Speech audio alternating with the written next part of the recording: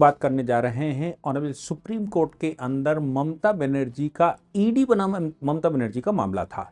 हम सबको मालूम है कि जनवरी की शुरुआत में ही पहले हफ्ते में 8 तारीख को ईडी ने आई पैक के ऊपर छापा मारा था और छापा मारने का ईडी का अधिकार था।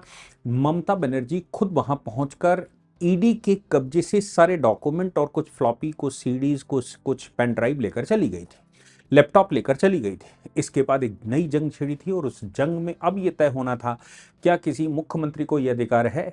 मुख्यमंत्री ने वहां ईडी के खिलाफ कुछ एफआईआर दर्ज करवा दी थी और ये कहा था कि ईडी अपनी पावर को एक्सीड कर रही, उनके राज्य के अंदर गलत कर रही।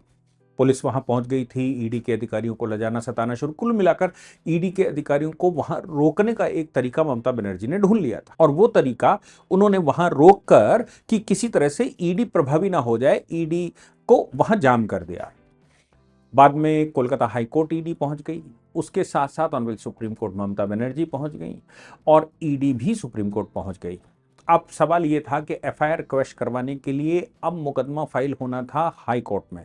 हाई कोर्ट सुनवाई करता उससे पहले सुप्रीम कोर्ट मामला आ गया और सुप्रीम कोर्ट ने ईडी के खिलाफ जो एफआईआर दर्ज की गई थी उन एफआईआरों को क्वैश कर दिया था या उन पर स्टे, एटलीस्ट स्टे कर दिया था और स्टे करने के बाद उस पर सुनवाई आर्टिकल 32 में करने की सहमति दे दी थी, क्योंकि ईडी आर्टिकल 32 में गई थी। अब सवाल ये पैदा होता है क्या रिट ज्यूरिडिक्शन में आर्टिकल 32 जो कि फंडामेंटल राइट केवल नागरिकों के लिए है, क्या ईडी उसमें फाइल कर सकती है। लेकिन सुप्रीम कोर्ट ने एक्सेप्ट कर लिया था और आपको याद होगा कि चीफ जस्टिस ने उस समय जब उनकी अदालत में मेंशन किया गया था तब उन्होंने कहा था भाई ऐसे कैसे चलेगा, अगर मुख्यमंत्री ही ये सब कुछ करेंगी या फिर एजेंसियां काम कैसे करेंगी, एजेंसियों को क्या कॉन्फिस्केट करके रखना, क्या एजेंसियों को दबा कर रखना है, एजेंसियों को अपना काम नहीं करने देना।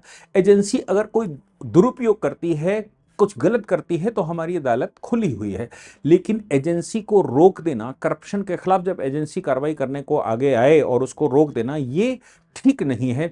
इस पर डिटेल्ड एनालिसिस की आवश्यकता है। बेंच को ट्रांसफर हो गई थी, बेंच ने एफआईआर को स्टॉप कर दिया था आज और साथ में बंगाल सरकार को नोटिस कर दिया था। आज बंगाल सरकार उसमें उपस्थित हुई, उन्होंने अपना डिटेल्ड एफिडेविट दाखिल किया और सवाल ये पैदा किया, सबसे पहला सवाल उन्होंने ये किया, क्या सुप्रीम कोर्ट को इस तरह की पिटीशन सुनने का अधिकार है, क्या ज्यूरिडिक्शन बनता है, क्या सुप्रीम कोर्ट के ज्यूरिडिक्शन के अंदर ये सब कुछ आता है।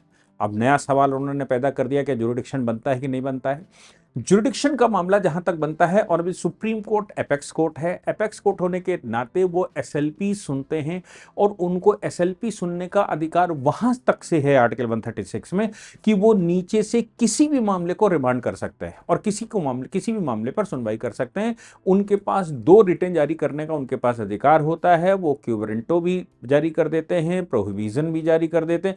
और अब इस तरह की जो रिटें हैं जारी करने का अधिकार जब हमने उनको दे रखा है आर्टिकल 136 में, तो सवाल ये पैदा होता है क्या आर्टिकल 32 में पिटीशन मेंटेनेबल है, क्या आर्टिकल 32 में रिट मेंटेनेबल है। मैं कहता हूं अगर आर्टिकल 32 में रिट मेंटेनेबल नहीं है तो भी एसएलपी में तो है और सुप्रीम कोर्ट को ये पूरी पावर होती है कि वो 32 की एसएलपी को सुमोटो 136 कर ले। 136 का अगर कोई मामला आया है एसएलपी का, सॉरी 32 केवल 32 का अगर कोई मामला आया है वो उस रिट को एसएलपी में कन्वर्ट कर दे और एसएलपी अगर किसी ने फाइल की है और सुप्रीम कोर्ट को लगता है कि इस पर डिटेल में जाने की आवश्यकता है तो वो उसको कन्वर्ट करने में सक्षम है। अदरवाइज वो प्लीडिंग के दौरान ही कहते हैं इसको प्लीडिंग अमेंड करके लाओ और इसको सुधार के लाओ, ये इसका रास्ता है। कभी कभी ऐसा देखने को आता है। तो सवाल ये पैदा होता है कि अब वेस्ट बंगाल सरकार कह रही है कि ईडी ने न तो नोटिस इशू किया था, ना ही ईडी ने सरकार को बताया था, ना ही ईडी ने आईपैक को बताया था। अब सवाल ये भी है कि ईडी अगर आईपैक को बताकर नोटिस देकर वहां छापा मारेगी, वेस्ट बंगाल सरकार को बताकर छापा मारेगी, तो फिर छापे में मिलने वाला क्या है।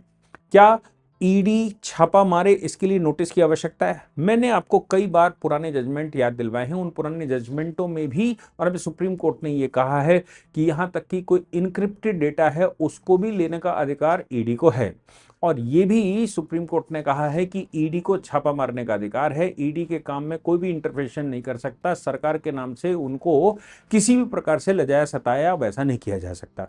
अब वेस्ट बंगाल सरकार ऑनरेबल सुप्रीम कोर्ट में उनकी जुरिडिक्शन, उनकी अधिकारिता के विषय में बात करें। ये बड़ा बड़ा मैं समझता हूं कि बड़ा ऐसा मामला है जिस मामले में लगातार देश में बहस होती कि सुप्रीम कोर्ट कौन सा मामला सुन सकता है, कौन सा नहीं सुन सकता है, कब सुन सकता है, कब नहीं सुन सकता है।